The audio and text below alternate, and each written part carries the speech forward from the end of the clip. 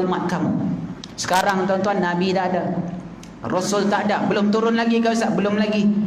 Kita yang menyambung dakwah Nabi SAW. Nabi Muhammad 1400 tahun dah wafat, lama dah, Masya Allah. Tuan-tuan, siapakah yang menyambung dakwah Nabi SAW? Kita semua, tuan-tuan, Masya Allah. Jadi kita mesti berdakwah kepada siapapun.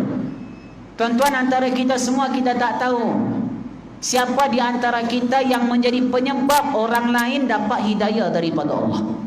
Boleh jadi, Masya Allah, kameraman kita, hak yang merakam, sebab orang tengok, dia pun dengar, Masya Allah, daripada filem, daripada rakaman yang dirakam, dia dengar, dia pun dapat hidayah di situ.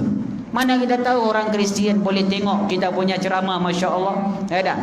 Dan boleh jadi juga Tok Imam ataupun Tok Bilal dengan suara azannya hari-hari melakukan azan, Masya Allah, seorang pun dengar, yang bukan Islam pun dengar.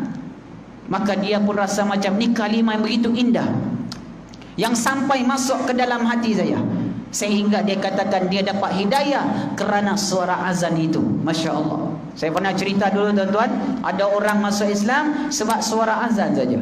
Allahu Akbar. Boleh jadi juga kita sebagai makmum biasa, hari-hari datang masjid, daripada subuh, zuhur, asar, maghrib, isyak, tak pernah tinggal solat berjemaah, duduk pula berjiran-jiran. Setiap hari, setiap kali dengar azan, dia keluar rumah, sembahyang di masjid, balik pula. Waktu maghrib dengar azan, pergi lagi masjid, balik, Masya Allah. Kemudian waktu isyak dengar azan, pergi lagi masjid, ulang alik, Masya Allah. So jiran pun tengok, Allah, baguslah dia ni, baguslah abang ni, baguslah jiran saya ni, Masya Allah. Orang ni taat pada Allah, orang ni kuat agamanya. Setiap kali dengar laungan azan, panggilan kalimullah, panggilan kalimat thayyibah, panggilan hayya 'alas salat, hayya 'alal falah, dia datang ke rumah Allah Ta'ala, menyaut seruan Tuhan dia. Betul-betul bagus, Masya Allah. Sekawan tu pun rasa macam ada sesuatu yang luar biasa yang berlaku kepada orang yang dia tengok, yakni jiran dia yang kuat beragama itu, sehingga Allah Ta'ala campakkan hidayah ke dalamnya. Tuan-tuan, boleh jadi antara kita semua ada salah seorang daripada kita yang menjadi penyebab orang lain dapat hidayah Allah Ta'ala. Kata Nabi SAW, kalau dengan sebab kamu saja orang lain dapat hidayah Allah kerana tengok kamu, dengar suara kamu, melihat akhlak kamu dan tingkah laku kamu yang baik, Masya Allah, maka itu lebih baik min humratin ni'am. Kata Nabi, itu lebih baik di sisi Allah daripada Ferrari. Maksudnya daripada seekor kuda yang berwarna merah, ke unta berwarna merah, Masya Allah.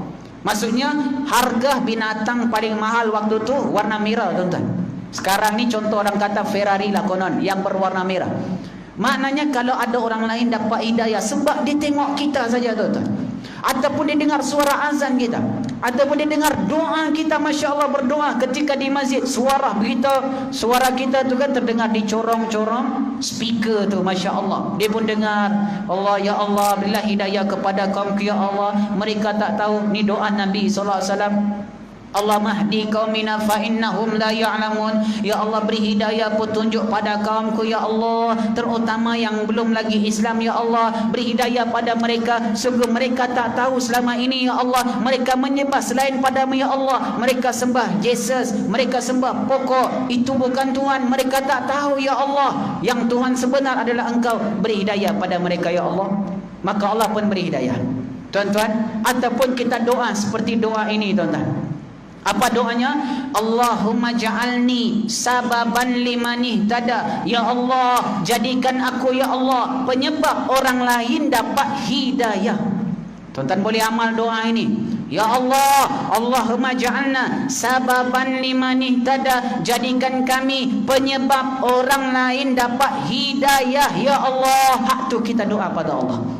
Tuan-tuan, jangan kita jadi orang yang menjadi penyebab orang tak nak datang rumah Allah. Itu bahaya, tuan-tuan.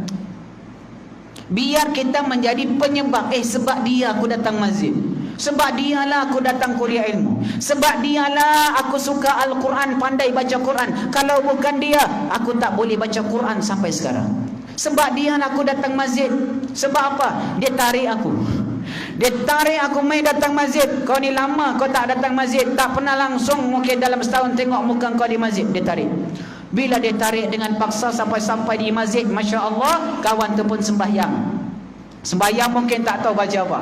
Waktu wuduk pun tak pandai lagi. Tapi dia ajak, sembahyang kau, masuk dalam saf. Dia pun ikut masuk dalam saf. Sembahyang tuan-tuan, waktu sujud menangis dia tuan-tuan. Aku tak pernah pun sembahyang kat masjid ni. Ni kali pertama dia kata.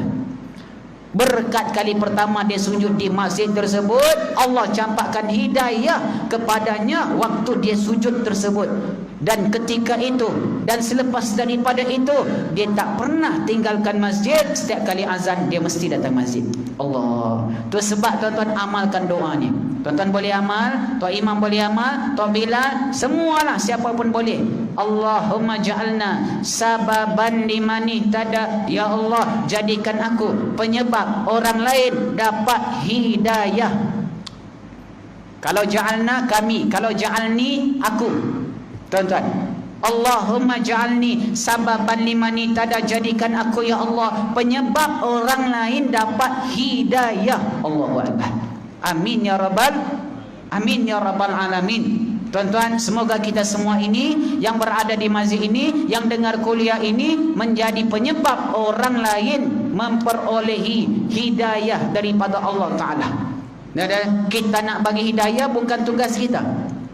Ya Allah, kalau boleh kau beri hidayah kepada kawan tu, bukan tugas kita.